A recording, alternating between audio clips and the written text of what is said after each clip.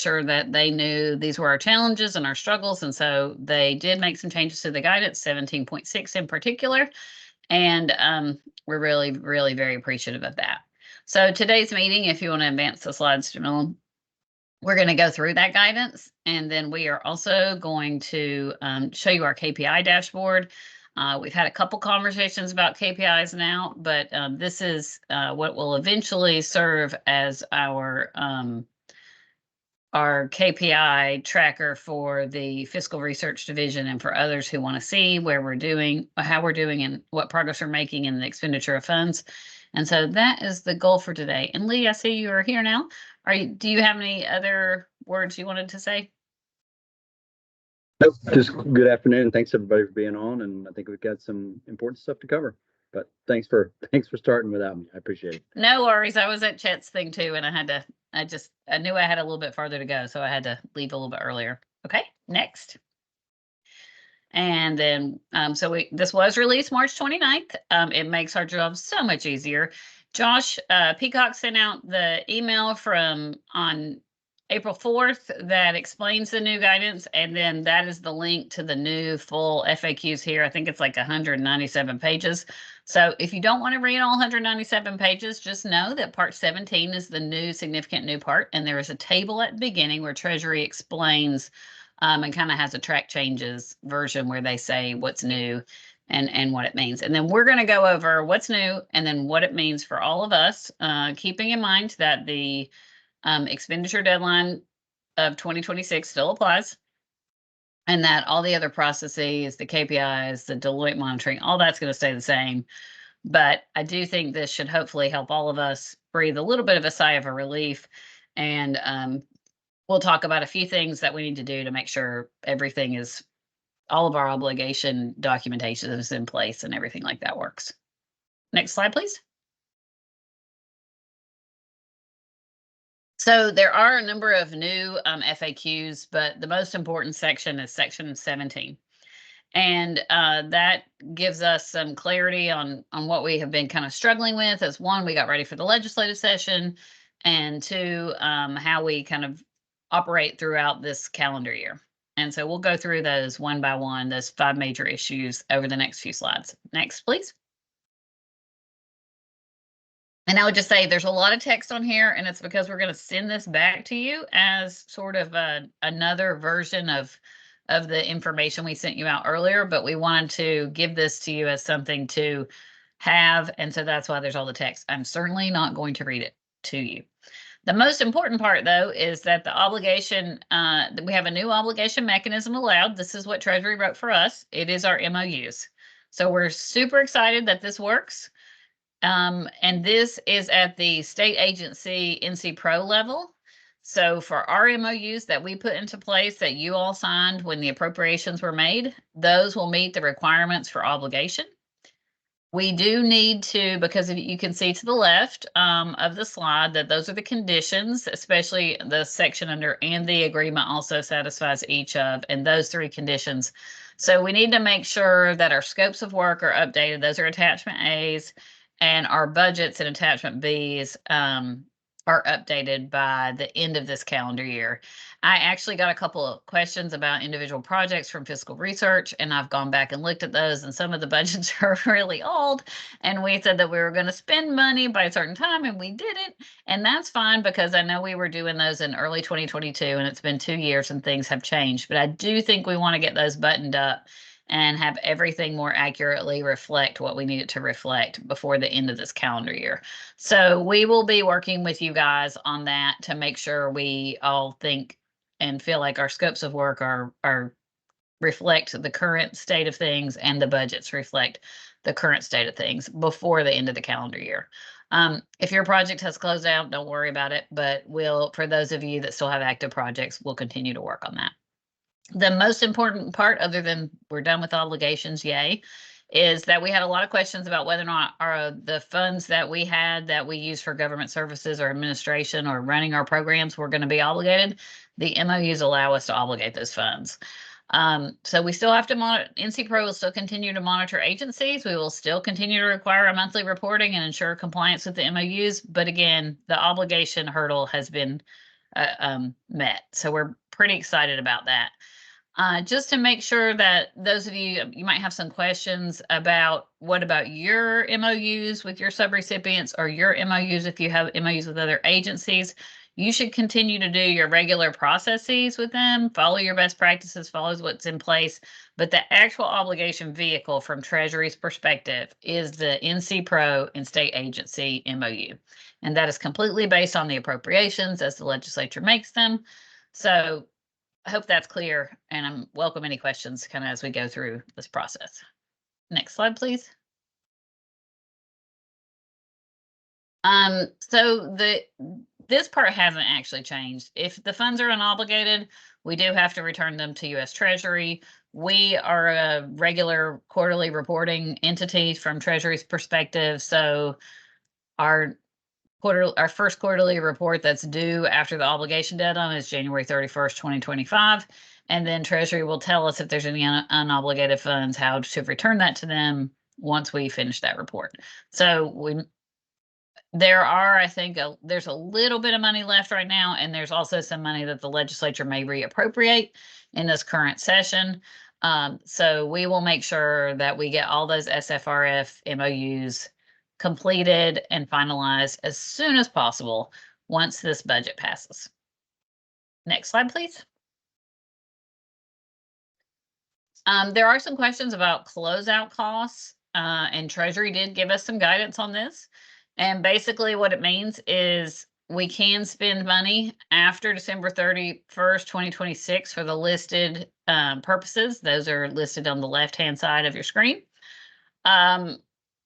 We don't really know how we're going to have to report on those costs. And just based on our experience with Treasury and the CRF desk review, I think it would behoove all of us to make every effort to close out all of our projects prior to December 31st, 2026, because you just never know if we go beyond that, even if it's an allowable program cost, it is probably not going to be worth the time and effort that we have to put into justifying that and or responding to compliance issues and or reporting to Treasury. Further, most of you know there are additional state restrictions that are on these funds. So if you have other state restrictions where the legislature says you have to be done by December 31st, 2026, then obviously NCPRO has no authority to give you any flexibility on that. So again, this is probably more of an individual agency issue, but I wanted to let you know that that was in the guidance. Next slide, please. So this was another question about personnel, and this is a little bit complicated, but the short answer is yes, you can pay for people in 2025 and 2026. And our MOUs will allow you to obligate those funds. Personnel costs include your salaries, your wages, your covered benefits, your payroll taxes. Treasury does make some entities report and estimate those costs, but because our MOUs will cover us, we think that we will not have to do that. However, you will probably have to prove at some point that you did not create a new position with SFRF funds after December 31st, 2024 that you are now trying to fund. So any sort of administrative costs that you would have in 2025 and 2026, you would need to have created that position prior to, and you're just putting either a new person in that position or you're moving the position around, but you're not creating a new position. So they're not going to let us significantly create or create at all new positions and try to put people in them for 2025 and 2026. So that's where the sort of the obligation line comes in.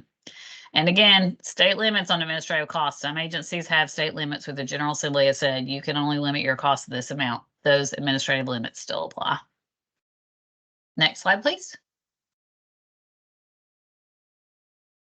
So we do anticipate, I think it went back. Can you go forward? Oh, okay, sorry. So can SFRF be shifted to other projects after December 31st? This is maybe some of the best news.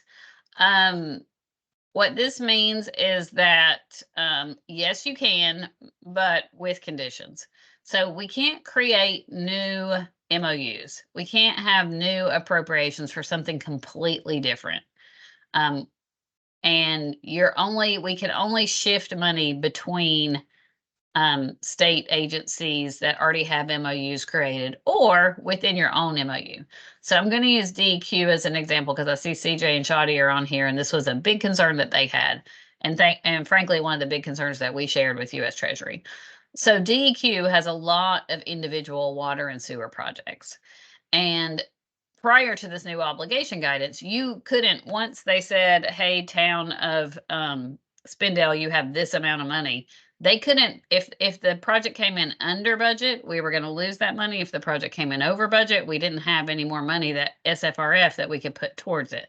So now what this allows DEQ to do is within their MOU, which funds the drinking water and wastewater, they can move money because that is one MOU. So they can move money between projects, between towns, between subrecipients without any concerns. If we were to get to 2025 and 2026 and DEQ and DIT needed to, DEQ had not enough money and DIT had too much money, then NCPRO can work with you to take money, that the extra money that DIT had, and give it to DEQ. But we will have to modify our MOUs and make sure that we fully document that. So within your own MOUs, you're fine. And you can move between. If you want to move between two MOUs, because I know most state agencies have more than one MOU, you'll need to work with us. If you want to move across state agencies, between state agency MOUs, we need to work with you as well to make sure it's documented.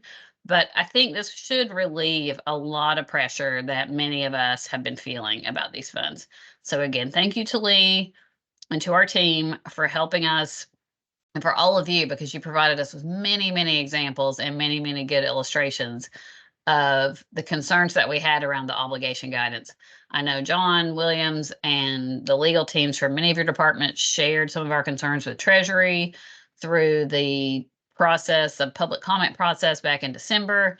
And then we continued to work with them to make sure they heard our concerns, and they did. And so we're really, really thrilled about this guidance. And that is really the main part of the guidance. Are there any questions? How do we go about finding out if there's funding that can be shifted? Well, I think what you would have to do is, we're not going to know about that shift until later. So right now we're waiting for the legislature to finish appropriating the SFRF that is either not going to be spent or that they have other plans for.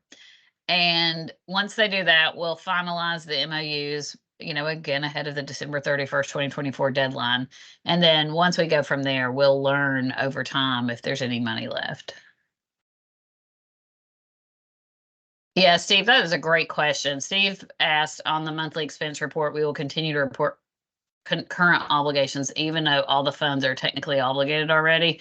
Yeah, that's something that we're going to have to address, and we were talking about, and you'll see why. Well, I think we took it out of the KPI, but I think we're going to, once the funds are technically obligated, I think we're going to change that to obligation. And I'll tell you, this is the part of US Treasury reporting that I personally do not like.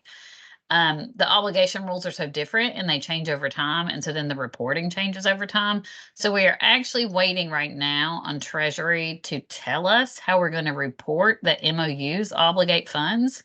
And they have not fixed the portal. We have a pretty big report due April 30th. And right now we're just going to have to report the way we've always reported until Treasury modifies the portal to reflect their new guidance. And so once they modify their portal to reflect the new guidance, then we will be able to answer your question on the monthly expense reports. But I anticipate that we're going to put the date of obligation as either the date you signed your MOU or the date Treasury released the guidance, which was March 29th, 2024. And we're waiting to find out what that's going to look like. Shadi, is that you? I see a hand raised. Yeah, thank you. First of all, fantastic news. Thank you so much. This is very, very helpful. I had a similar question about the reporting part because I wasn't sure if that was going to affect how we do move money around between projects in 2025, 2026, but I heard you say that you're expecting the reporting to be different, so that way the obligation doesn't become a bottleneck. Follow-up question though, as far as moving money around between 2025 and 2026, can we add, so if we had co-funded projects, can we shift money? Does it have to be within the same ARPA funded projects, or can we, our MOU is for water, wastewater infrastructure, and we can determine after 2025 that some other project is now the ARPA project, not this one. So we can move projects as well, our subrecipient projects. You can move your subrecipients, yes, because what matters from an obligation standpoint is the main amount of the MOU that you have with us. Now, here's what gets complicated for DEQ and for the agencies that have non-revenue replacement projects. Anytime we have to report your subrecipients, and you should already know if we have to report your subrecipients because you're sending us that data all the time, we do have to accurately reflect the subrecipients in the Treasury quarterly report. So if you're going to move subrecipients in and out, we're going to have to track that in our reporting. And I don't think Marjorie is on here, but unfortunately you can ask, and see Josh is on here. You can ask Josh and Marjorie what that was like for the CRF desk review, because what Treasury does is they go into the portal that we report up to them quarterly, and then they go in and they pull specific subrecipients and they ask us questions about that. So if we were to move a subrecipient in and out, it's fine, we can do it, but we need to track exactly when it happened. And unfortunately, Treasury's reporting portal leaves a lot to be desired. And so we can't ever go in and delete a subrecipient.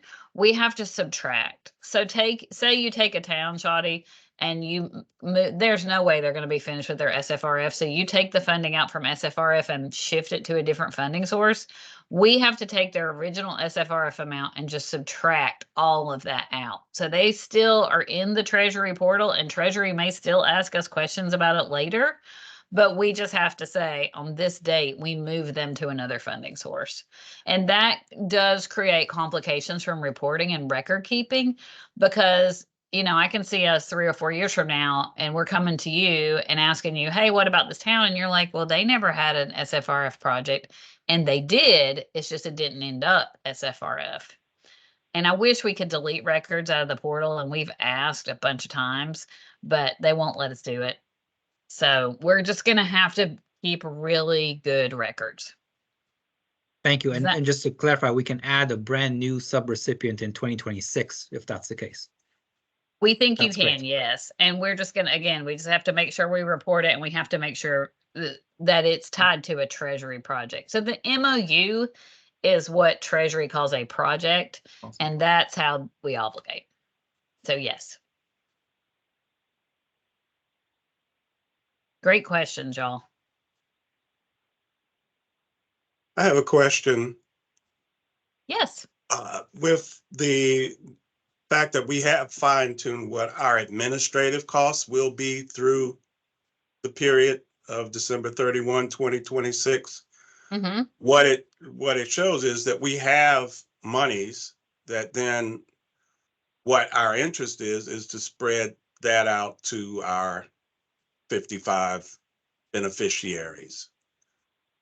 Can we do that as an amendment to the previous budget distribution, or do we have to set up a whole new, in essence, contract or memorandum of understanding with them as a prelude to distributing that money to them individually? You want to know if you have to amend your MOUs or agreements with your subrecipients, not with us. Exactly. Okay. I'm gonna have to probably take a look at it and defer to your legal counsel, but I would guess you would want to, if your agreements are very specific about the amount of money you're giving a beneficiary, you're probably going to want to amend those.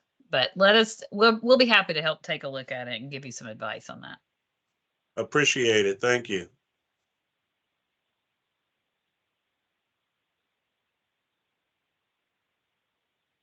Any other questions?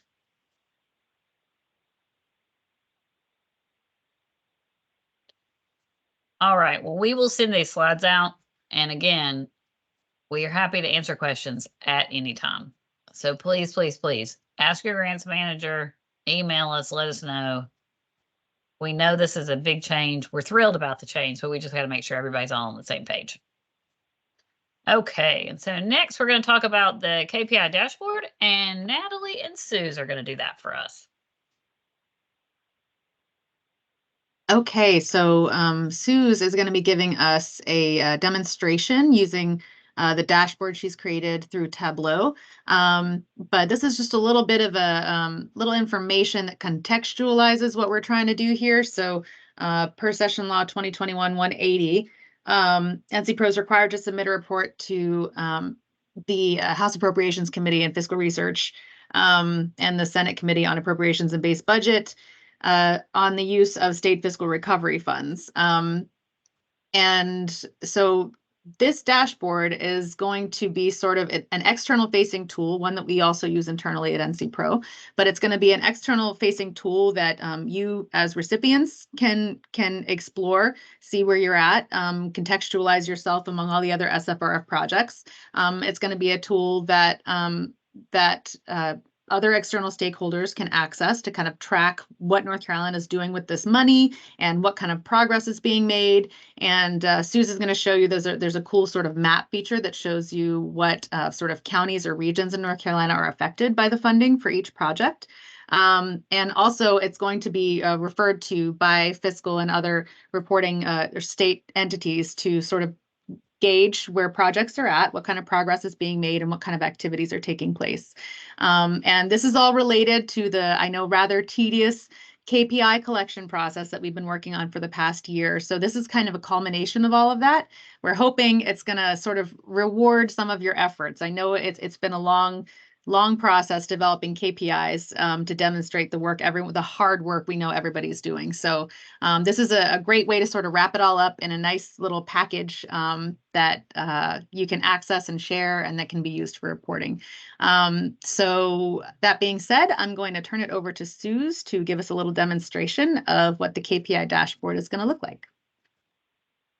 Thank you, Natalie. As Natalie was mentioning, we've developed a dashboard in Tableau to show off the key performance indicator data that we've received from you. The key performance indicator data is going to be part of a larger project profile, which is what I'm showing you here. And these project profiles that exist for all SFRF projects have three parts. We have a project summary, where we have the description of the project, the initial budgeted amount, the disbursements and expenditures. As previously discussed, obligations are now defined as projects being fully obligated if they meet certain criteria. So we're going to be developing some nuanced language to describe obligations here, but for all the other ones, we have definitions for what we mean when we say budgeted amount, disbursements, and expenditures. Also part of the project summary is the geographic scope of the project. You can see for this project, it is statewide. So all counties in the state of North Carolina are highlighted or colored in on this map. And the second part of the project profile, yes? 1 second, I think we had a request to zoom in the screen a little bit so folks can see it a little better. Pause just a second. Let me see if I can do that. Let's see if I can fix size, automatic. Okay. It's slightly better. Yeah, I don't know how helpful Tableau is in that. Yeah, Natalie, I'm showing sorry. you in creator view. We don't have it uploaded onto our server. But I can make some text bigger if that would be helpful, but all text also will be able to be bigger if you hover over it with the tooltip. I'm sorry that I can't make it. Or you can just turn your camera off, put your glasses on and squint and lean in really close. We won't laugh at you. Yes, rest assured, in the this is the beta version. In the final version, you'll be able to zoom in better. And you can zoom, sorry, Suze, for folks who are having a hard time seeing, if you put your cursor over the screen where you're seeing this, a little gray box at the bottom left corner should pop up with a little plus sign. that'll allow you to zoom in on your own screen, whether or not Tableau wants to cooperate with us today. So I hope that's helpful to folks. And again, like Sue said, once this is on the server, it's going to be, you know, you can use it how you'd use any other site and zoom in. And so for now, hopefully that's helpful. But I apologize, I'm not able to zoom this specific view, and I'm sorry that that's frustrating. But as I was saying, the second part of this profile is the project expenditures over time, where you're able to see the progress of the expenditures as they hopefully reach this budgeted amount before the expenditure deadline, which is here. And finally, the key performance indicators. We have the names of all the key performance indicators for this project, their descriptions, which again are kind of small text, but if you hover over them, you're able to see the complete description in the tooltip. We have the last report date for each of the KPIs, the projected end of the KPI, so when hopefully this KPI will reach its target. We have the cumulative value, so the reported value of the KPI, and then the KPI target, and then a bar that indicates the progress of the KPI in reaching that target. So that's for one project. I'm going to also show what it looks like if we haven't received any KPI data. And I promise this is not trying to call anyone out. It's just, this is just what we have currently in our system. It'll indicate that key performance indicators have yet to be finalized for this project. But as you can see, we still have other information for projects, even if they haven't finalized those KPIs.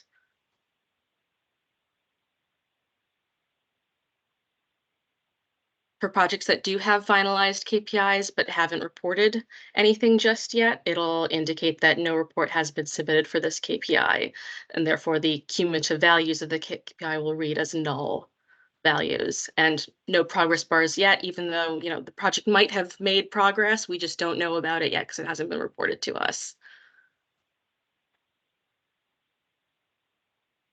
All right, thank you, Suze, for walking through that, and Natalie, and we welcome your questions.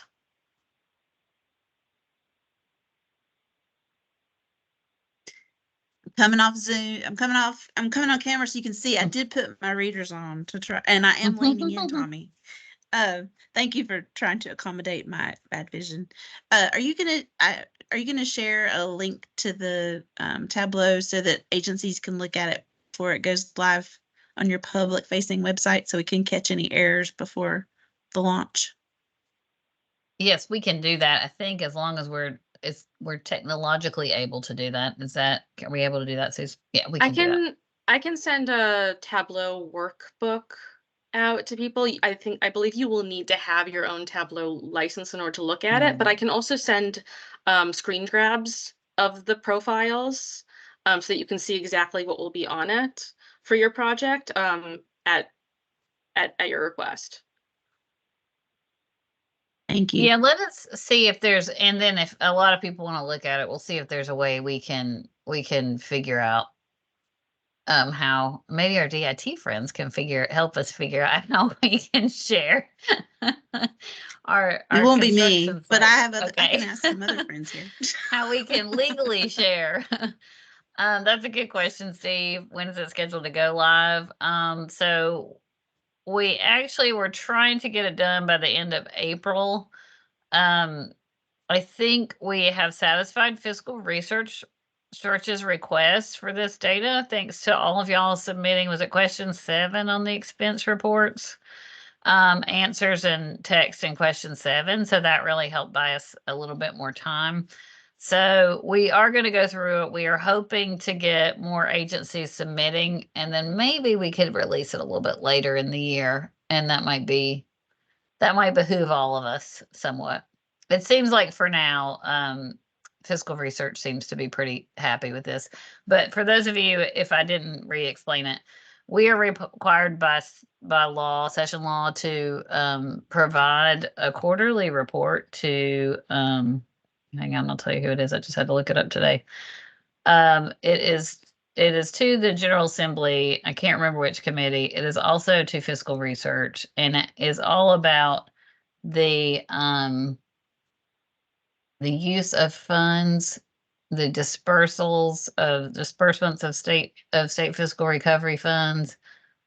So the agency, the description of the project ID, the authorized total, how much we've dispersed, how much remains, and what the use of funds is. And so we did use your information that you provided us in question 7 of the expense report. For the most recent report, we have done this for multiple quarters, and it was only until this quarter, or the first quarter of the last quarter of 2023, that they asked for more information. And so now we've provided that to them. We just had to submit the report on Monday of this week. And so I think, unless we hear otherwise, I think this will satisfy them for now, and then we'll move towards KPIs. So that's our goal. That's subject to change if we start getting a lot more questions, or fiscal research wants to see the tool sooner rather than later. But we will be happy for you guys to take a look at it to make sure we have everything accurately represented before we put it on our website. And then our hope would be that going forward, it would be a little bit easier to, you wouldn't have to fill out question 7 and things like that, or we could use it for a different purpose, since I know y'all have worked very hard on your KPIs. Does the dashboard indicate the date that the data reflect, especially the expenditures data? Because we run into that with fiscal research sometimes, that they'll say, well, this is what NCPRO says, and this is what you say. And we'll say, well, we haven't reported this. This is quarterly data, and this is monthly. And so it'd be good if it says what the date of the data, especially for the expenditures. Yeah, I actually have that on the internal version of this dashboard, but I took it off of the external one just to make it as streamlined as possible. But I can absolutely add that back in to the external facing one if people feel like that would be a necessary feature. Yeah, that's a good point. I'm writing it down. Yeah, that's a good point, Emily. We actually got that question today too. Things that we report quarterly, and when the data gets pulled, and when Pangram gets updated. And so, it is a live update, but if, we haven't gotten if the expense reports are a few days late or things happen, you don't always pull. We have to turn in the report by a certain date. So we don't always follow up with all of y'all and say, hey, can you please turn in your expense report so we can include it here. I will say we have some pretty neat features on the internal version about tracking, and where you're tracking towards obligations and where you're tracking towards expenditures. But we know that expenditures for some of the projects are lumpy, where you may have like a lot of expenditures in one quarter and not any in the next quarter, and then a lot more in the next quarter.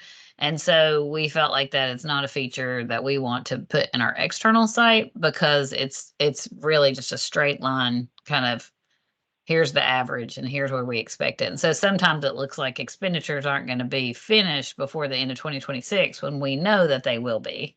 It's just a matter of how the data. It's just, what we do is implementation. It's not always pretty, and it shows up in the data.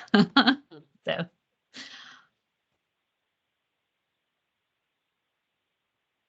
Any other questions?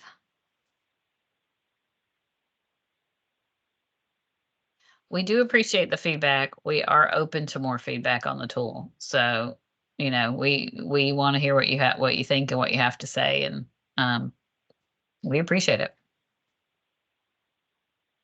Also, Tableau does not have spell check, so we are going to go through one more time and spell check again. And we welcome any other edits you may have in that process too. I commend you for making a dashboard. I think the transparency is important. We just want to make sure we're launching a dashboard too. So we just want to make sure we align and we aren't conflicting each other. Yeah, we're welcome to have conversations offline too, if we want to make sure how we true up our data so it makes sense. We're happy to do that.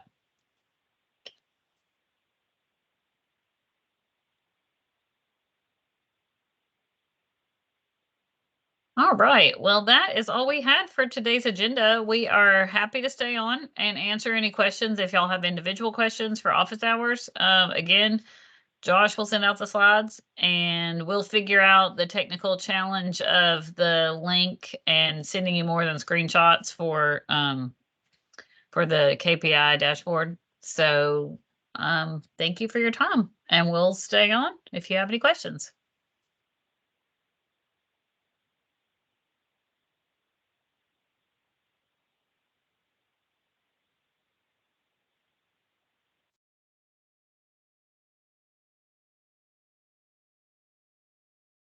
See a hand up?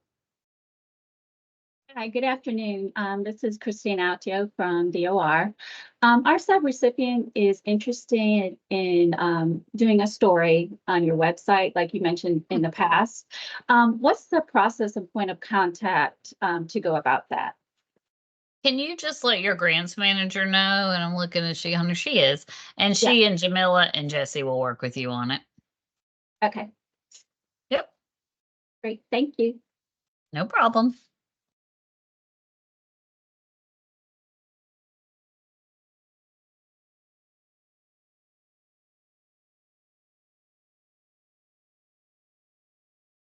Any other questions?